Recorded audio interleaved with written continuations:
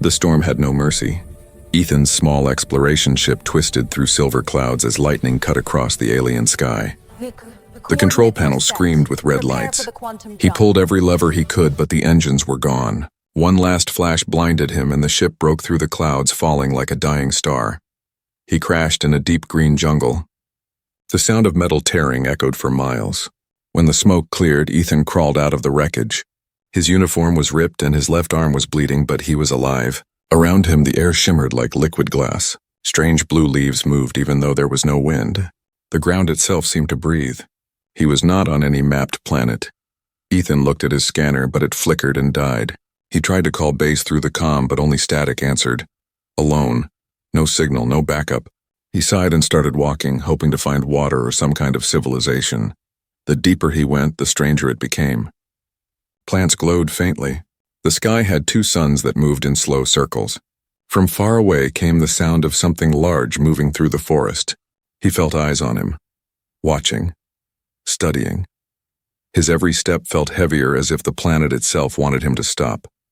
Then he saw movement. A tall figure stood between the trees, half in light, half in shadow. At first he thought it was a hallucination. But when the figure stepped forward, Ethan froze. She was not human. Her skin shimmered with soft blue light. Her hair floated gently like strands of silver mist. Her eyes, golden and sharp, watched him with a mix of caution and curiosity. She wore something like armor made of living crystal that pulsed with faint light. Every motion she made was silent, perfect, controlled. Ethan raised his hands to show he meant no harm. "Hey," he said quietly. "I'm not here to fight. My ship crashed. I just need help." She tilted her head, her eyes narrowing slightly. Then she spoke in a voice that sounded both musical and commanding. "Human!" The word hit him like thunder. She knew what he was. "How do you know me?" he asked. Her gaze softened just a little. "Your kind came before, long ago. You are not welcome here." Before he could reply, the ground beneath him cracked. The same glowing plants twisted around his boots as if alive. He lost his balance. She moved fast, too fast for his eyes to follow, and grabbed his arm to stop him from falling. The moment her hand touched his skin, the world went silent. A pulse of light spread from her fingers to his wrist like liquid fire.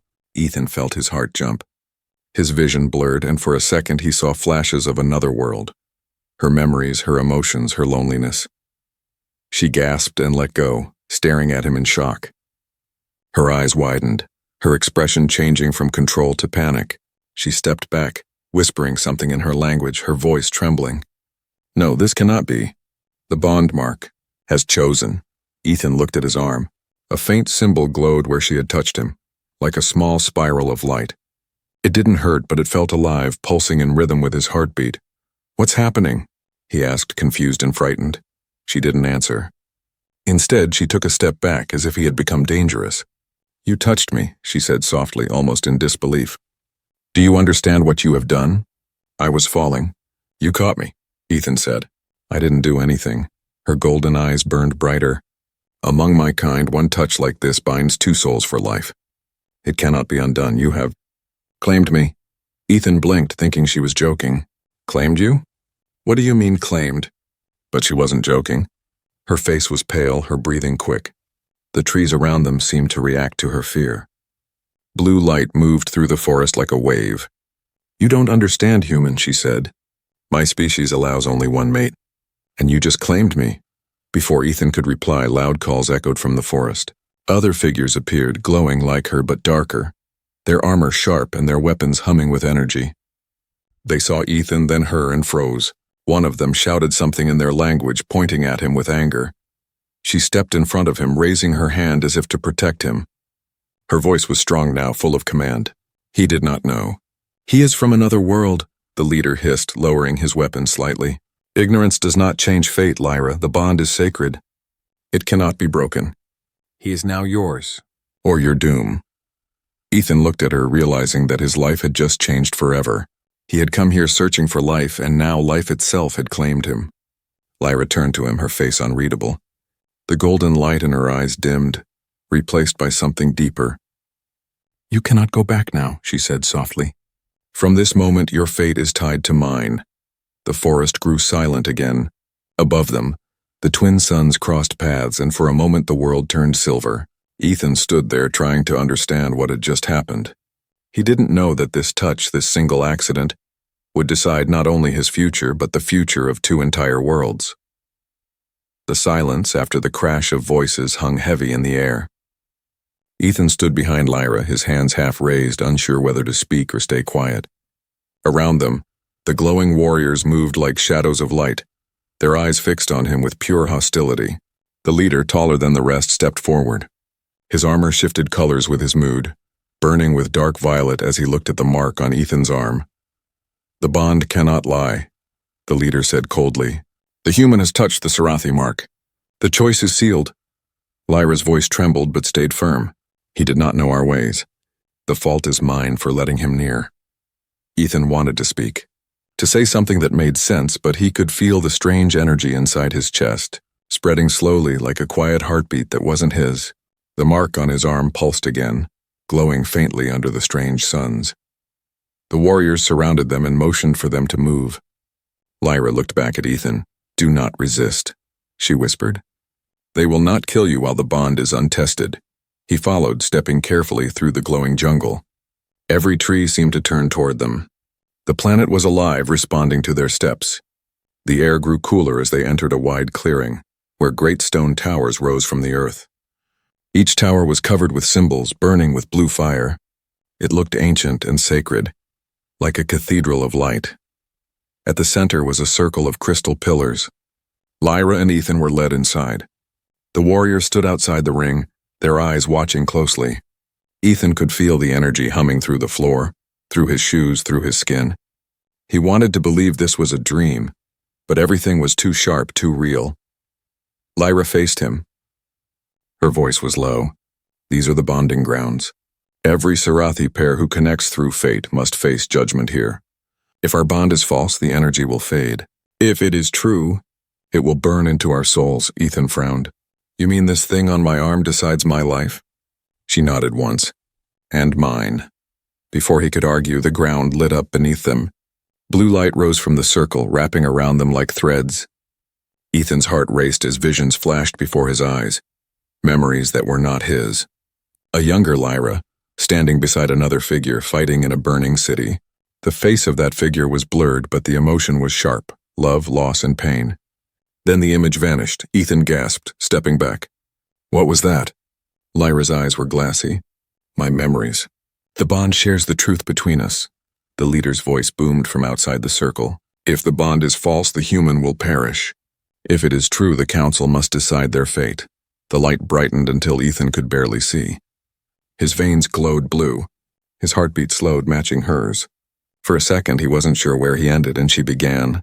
His fear turned into something strange: connection. He could feel her thoughts like echoes, her confusion, her anger, her fear for him. When the light faded, both of them stood trembling. The mark on Ethan's arm had grown brighter, now glowing like a living star. The leader stepped forward, his face full of disbelief. "It is real. The bond is alive." A murmur ran through the warriors. Some bowed their heads. Others turned away in anger. Lyra looked at Ethan, her voice barely a whisper. "You have done the impossible. No human has ever bonded with one of us." Ethan's throat was dry. "Then maybe you can tell them to stop treating me like I broke your world."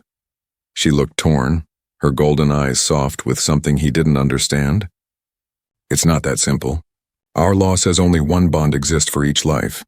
The last one I had died, and I swore never to bond again." He felt the weight of her words. "I didn't mean for this to happen." "I know," she said quietly. "But fate doesn't ask." Suddenly, a deep rumble shook the ground. The towers glowed brighter, then dimmed, as if reacting to something far away. The leader frowned. "The planet feels the bond. It should not be possible." "The old energy returns."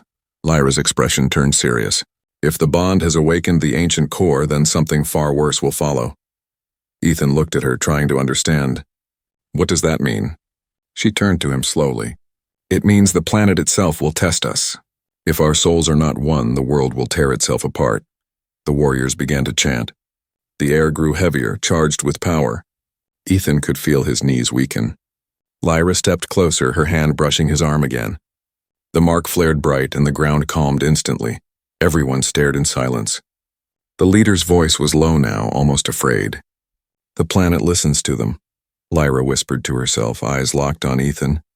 Maybe the universe made its choice for a reason. The two stood in the glowing circle, the fate of two species unknowingly tied together. Above them, the twin suns dimmed behind clouds and the jungle began to whisper their names. The blue light from the circle faded slowly, leaving the clearing in a calm but tense silence. Ethan felt the strange warmth of the mark still burning under his skin. Around him, the Sarathi warriors whispered among themselves. Their voices were sharp, angry, and full of disbelief. None of them could accept that a human had bonded with one of their own. Lyra stood straight, her eyes fixed on the council leader who watched from a tall stone platform nearby. The elder's presence filled the space. His body was old, marked with glowing scars, and his armor was etched with ancient runes. His voice was low but powerful. "Bring them to the Hall of Echoes. The bond must be tested in full light before judgment is given." Two guards stepped forward. Ethan moved to follow but felt Lyra's hand touch his shoulder. "Stay close. Do not speak unless spoken to," she said softly. "They will not understand your words. They will only hear your fear." He nodded, trying to stay calm as they walked down a long crystal path that led deeper into the city. The jungle gave way to tall structures built from glowing stone, humming quietly with energy. Every step made the mark on his arm respond like a heartbeat.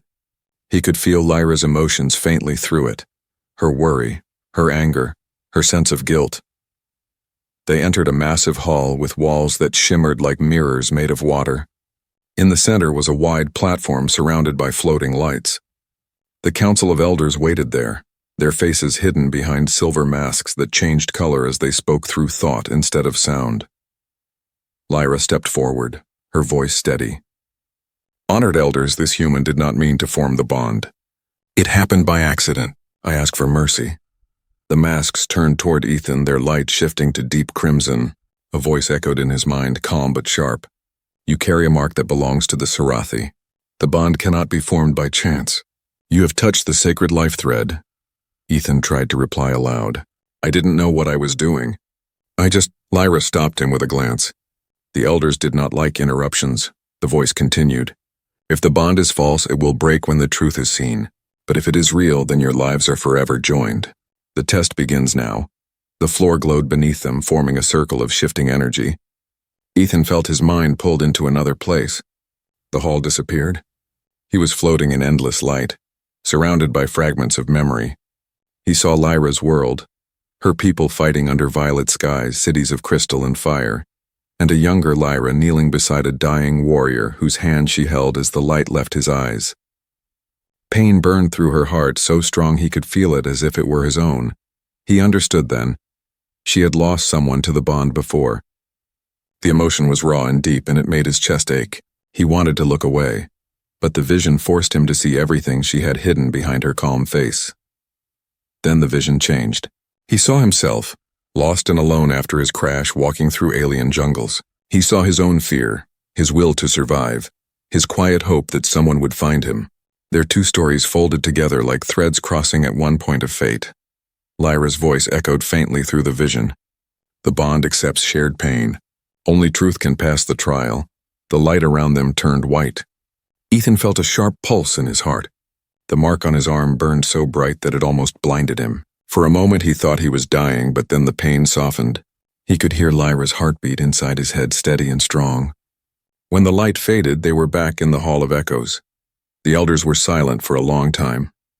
Then the leader spoke. "The bond has chosen. It is true." Gasps filled the hall.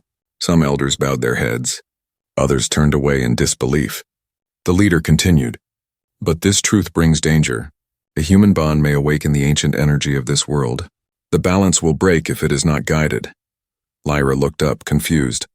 "What do you mean, guided?" The elder's mask turned toward Ethan. "He must stay here.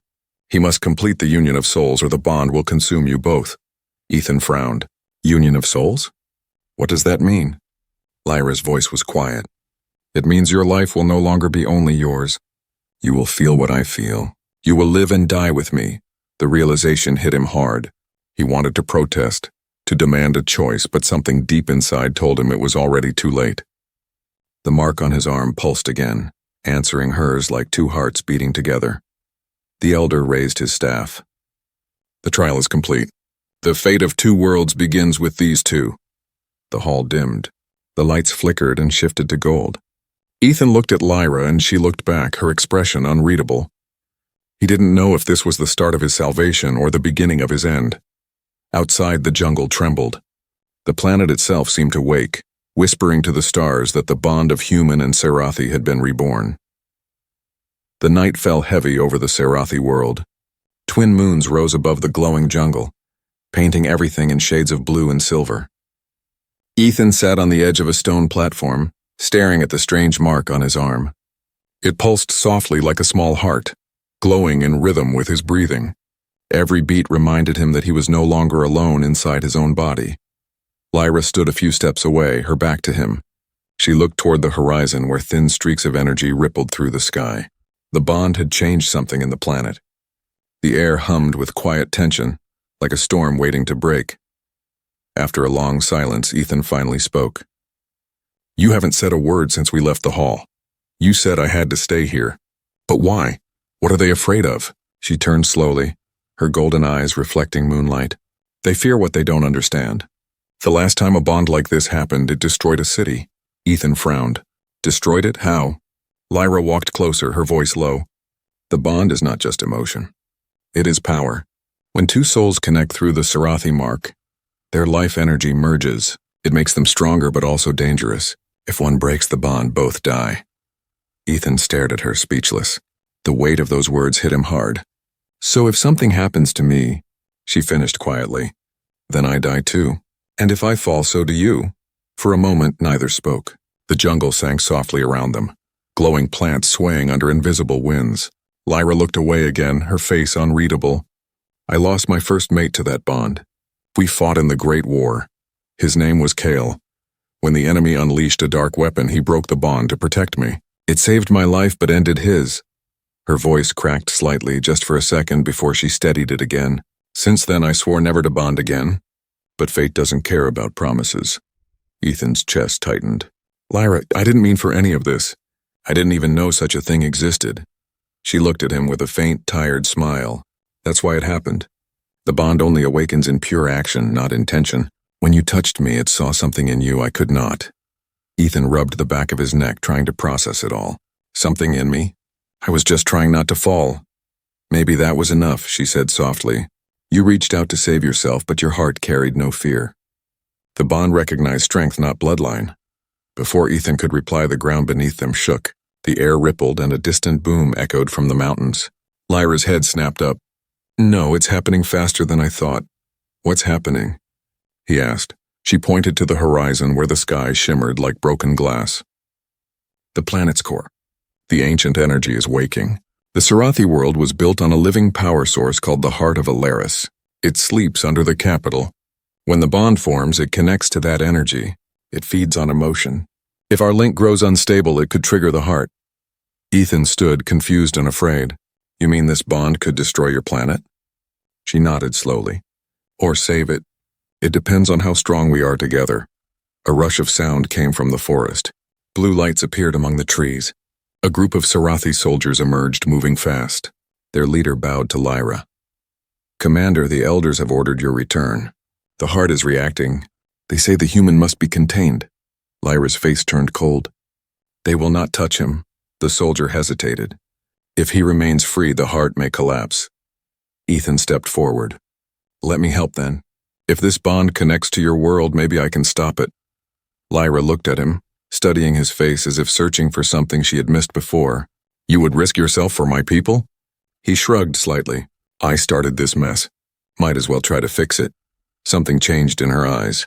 The cold edge softened. "Then we go together," she said. "But remember this, human. Once we enter the chamber of the heart, there is no turning back. The bond will test everything, our fears, our truth, and our strength." The soldiers led them through glowing tunnels beneath the city. The air grew heavier with every step. Ethan could feel Lyra's heartbeat through the mark, steady and strong. But beneath it was something else, her fear. He could feel it now as if it were his own. As they reached a great metallic gate that opened into a pulsing cavern of light, Lyra whispered, "This is where I lost Kale. And now, it may be where I lose you." Ethan looked at the swirling blue core ahead and felt the mark on his arm burn brighter. "Not this time," he said quietly. "We finish this together." The doors opened, flooding them in light. The air trembled with power. The trial of the heart had begun, and the universe itself seemed to hold its breath. The chamber of the heart was a world of its own. The air shimmered like liquid light. The ground pulsed beneath their feet, and the walls breathed with soft blue energy. At the center floated a sphere of pure brightness, spinning slowly, whispering with a sound that was not sound at all. It was alive. Ethan stared at it in awe. "That's the heart of Alaris?" Lyra nodded slowly. "Yes, the core that keeps our planet alive. Every life here is connected to it in some way. It feels emotions, even fear." He could already feel it pulling at him, tugging on his heartbeat, on his thoughts. His mark began to glow brighter, reacting to the light ahead. It felt as if something deep within the heart recognized him. Lyra took a careful step forward. "It responds to the bond. The energy between us feeds it. That's why the elders fear you. They think a human's emotions will poison it." Ethan frowned. "And what do you think?" Her voice softened. "I think the heart doesn't see blood. It sees truth." Before she could say more, the ground trembled. A deep rumble rose from below, shaking the entire cavern. Cracks of red light appeared through the walls, glowing like veins of fire. Lyra turned sharply. "No, this is not supposed to happen yet." A dark shadow emerged from the far side of the chamber. It took shape slowly, rising from the ground like smoke. At first it looked like mist, but then it solidified into a figure, tall, armored, with eyes that burned like cold flame. Ethan stepped back as a distorted voice echoed through the cavern. "So the old bond awakens again. How fitting." Lyra's eyes widened. "Kale," Ethan looked at her in disbelief. "You said he was dead." Her face was pale. He was. "But the heart holds echoes of every bonded soul. When he broke the bond, part of him stayed trapped inside. Now that the heart is unstable, his essence has awakened." The figure stepped forward, its voice colder. "You replaced me with a human, Lyra. A fragile creature of bone and dust. Do you think he can carry what I carried?" Ethan clenched his fists, unsure if he should speak. "I didn't take anything from you. I didn't even know she—" The shadow cut him off with a wave of its hand. A wave of dark energy slammed into the floor, sending Ethan flying back. Lyra ran to shield him, her own light flaring in defense. "Stop this. You are not real. You are only memory." "Memory can still destroy," the echo of Kale said. "The heart remembers pain, and pain feeds power." The walls pulsed faster, reacting to the rising energy. Ethan pushed himself up, his chest burning. He could feel Lyra's fear as if it were his own. Her heart raced, her energy fading under the strain. The mark on his arm glowed so bright it hurt to look at. He felt something inside him click, like a lock opening. A surge of energy shot through him. Blue light burst from his palms, mirroring Lyra's power. For a moment both their lights intertwined, forming a single pulse of white flame that filled the cavern. Kale's shadow recoiled, hissing in pain. Lyra stared at Ethan in shock. "You're channeling the heart's energy." "I don't know how," he said, panting. "It just happened." She smiled faintly, almost proud. "Because the bond is learning. You're part of this world now." Kale's echo screamed, its voice echoing through every corner of the chamber. "Then you will burn with it." He charged forward, striking at them with a storm of dark light.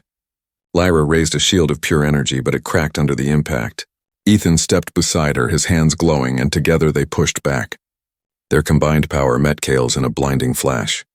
The chamber shook, stones falling from the ceiling, light spilling like water. When the brightness faded, Kale's form was gone. Only his voice remained, faint but bitter. "The bond will be your end, Lyra. No power can carry two souls without breaking." Then silence. The heart's glow dimmed to a soft blue once more. The cracks on the wall sealed slowly. Ethan and Lyra stood together, breathing hard. He looked at her, his voice low. "If that was your past, what comes next?" She looked at the heart, her expression heavy. "The past is warning us. The heart is not done. The energy we released, it will spread, and something darker will come to stop us." Ethan followed her gaze. The light inside the heart flickered, as if watching them. For a moment he thought he heard it whisper his name. Lyra stepped closer to him, her voice almost a whisper. "Whatever happens now, we face it together." He nodded, feeling the truth of it deep in his chest. The mark on his arm pulsed again, stronger than before, connecting their heartbeats into one steady rhythm. Outside the chamber, the ground shook again, this time from far above. Lyra turned toward the sound, her golden eyes sharp. The invasion has begun. Ethan looked up at the trembling ceiling. Then let's end this before they end us. They ran toward the surface as the heart pulsed behind them, its light growing brighter with every step, as if alive and waiting. The world above was no longer calm. The skies were burning with red light, and the twin suns were hidden behind thick clouds of smoke. Ethan and Lyra stepped out of the tunnels to see the Sarathi city under attack. Massive ships hung in the sky, shaped like black blades cutting through the clouds. Energy fire rained down, striking towers and sending waves of light across the streets. The air was filled with chaos. Warriors ran across the glowing bridges shouting orders, forming defensive lines. The once beautiful city of crystal was breaking apart, its blue towers shattering like glass. Ethan looked up in shock. Who are they? Lyra's voice was low but steady. The Drethar, enemies of the Sarathi. They feed on energy. They must have felt the heart awaken. Now they've come to claim it. He could see the fear in her eyes even as she tried to hide it. If they reach the heart, she continued, they'll drain it dry. This world will collapse and everyone on it will die. Ethan clenched his fists. Then we can't let that happen. She looked at him for a long moment as if measuring his resolve. Then she nodded. Follow me. The bond gives us strength, but only if we trust it completely. No fear, no doubt. They ran together through the ruins, dodging falling debris and flashes of energy fire. Every explosion shook the ground. The mark on Ethan's arm glowed brighter with every heartbeat, answering the energy in the air. He could feel Lyra's presence in his mind, calm and focused, guiding him through the storm. They reached a high platform overlooking the central square. From there they could see the Drethar soldiers, tall, shadow-like beings with armor that absorbed light. They moved like smoke, cutting down Sarathi warriors with blades made of dark energy. Ethan's chest tightened. There are too many. Lyra's eyes narrowed. Then we don't fight them. We stop what they're after. She pointed toward the sky where a massive Drethar ship hovered above the city. Their main vessel is channeling energy from the heart. If we can sever the link, the invasion will weaken. Ethan followed her gaze, his pulse quickening. How do we get there? Her hand rested on his arm. The bond can take us. If we focus together, we can move through the energy lines of the heart. It's dangerous, but it's our only chance. He met her eyes. Then let's do it. They closed their eyes, standing side by side. The mark on his arm flared, and blue light wrapped around them both. For a moment, Ethan felt weightless. The world fell away, replaced by blinding streams of energy. It was like flying through light itself. He could feel her heartbeat inside his mind, the rhythm guiding their path. When the light faded, they were standing inside the Drethar ship. The air was cold, heavy with darkness. The walls pulsed with red veins of energy leading toward a massive core at the center. It was feeding off the same blue light that had come from the heart of Alaris. Ethan felt the pull again, stronger this time. The bond inside him vibrated, almost painful. Lyra gritted her teeth. They're draining the heart through us. The bond is their channel. He looked around the chamber, realizing the truth. So if we break the bond? She turned sharply. No, if we break it, we die. But if we let it keep growing, they'll destroy everything. The weight of her words hung between them. Outside the walls, the war raged. The choice stood before them like a blade. Lyra's voice softened. There's another way. The bond can reverse the flow. If we open ourselves completely, we can send the energy back. It will destroy this ship, maybe the whole invasion, but it will burn us too. Ethan didn't hesitate. Then we do it, together. She looked at him, eyes filled with both fear and something deeper. You would give your life for my world? He nodded slowly. You saved me when I crashed. Maybe this is how I save you. Lyra stepped closer, her hand resting over his mark. The energy between them flared bright, filling the dark chamber with white light. Then we give it everything. They joined hands and closed their eyes. The bond exploded into color. Blue and gold energy spiraled through the ship, breaking walls and tearing through circuits. The Drethar screamed as their power turned against them. The ship shook, its core overloading under the surge. Ethan felt pain, heat, light all at once. But through it, he felt Lyra's thoughts in his mind, calm and sure. Do not fear. I'm with you. The ship cracked open as energy poured into the sky. From the surface, the Sarathi saw a column of light reaching into the heavens, brighter than both suns. It was the light of unity, the bond that refused to break. As the explosion consumed the ship, Ethan held on to the last sound he heard, Lyra's voice whispering his name. Then everything went silent. Light filled everything. For a moment there was no sound, no shape, no thought, only endless white. Ethan felt himself floating somewhere between life and death. The bond inside him pulsed weakly, fading but still there like the last echo of a heartbeat that refused to stop. He tried to open his eyes. The world around him was quiet now. The burning skies were gone. The ship had vanished. He was lying on soft ground, the air warm and bright. A gentle wind touched his face, carrying the scent of flowers. When he looked up, he saw a sky washed clean, glowing with gold. He sat up slowly, confused. They were no longer in the ship. They were in the heart's chamber again, but it was different now. The cracks were gone, the walls calm and glowing with soft blue light. The chaos had ended. The heart pulsed steadily like it was breathing again. Ethan looked around. "Lyra," he called softly. At first there was no answer. Then he saw her, lying a few steps away. Her armor was cracked, her energy dim. He crawled to her side, shaking her shoulder gently. "Lyra, wake up." Her eyes opened slowly. They glowed faintly, golden but weak. She looked at him and smiled softly. "You're alive." He laughed a little, relief mixing with exhaustion. "I could say the same." She looked at the heart, her expression peaceful. "It's quiet now. The Drethar are gone. The bond stopped the destruction." "We did it," Ethan followed her gaze. The heart shimmered gently, its light stretching upward like threads of silk spreading across the sky. He could feel it connecting again with the world above, with the forests, the oceans, the people. The planet was healing, but then he noticed her breathing slowing. The light around her was fading faster. "Hey," he said quickly, panic rising. "Stay with me." She smiled again, softer this time. "The bond burned through me. My body cannot hold this energy anymore. But you still have part of me inside you. The heart accepted you, Ethan. You belong to this world now." He shook his head, his voice breaking. "No, I won't let you die. There has to be something I can do." She reached up, touching his chest where the mark glowed faintly. "You already did. You gave everything without fear." The heart felt that. It saw what our kind could never see. Unity between two souls that were never meant to meet. Tears blurred his vision. "Then stay with me, please." Lyra smiled one last time. "I will, just not in the way you think." The mark on Ethan's arm flared once more, brighter than ever before. A surge of warmth spread through his body and he heard her voice, not with his ears but inside his heart. "You are not alone. I am part of you now." Then her body dissolved into light. The golden energy rose like dust in sunlight, drifting toward the heart. It spiraled once around Ethan, wrapping him in a soft glow, and then flowed into the core. The entire chamber shone brighter, and for the first time since he arrived on this world, he felt peace. He stayed there for a long time, silent, watching the heart pulse. When he finally stood, the mark on his arm had changed. It was no longer a wound of light. It was a symbol, complete and calm, shaped like two circles joining at the center. When he walked out of the chamber, the city was reborn. The towers were rising again, rebuilt by the same energy that had once destroyed them.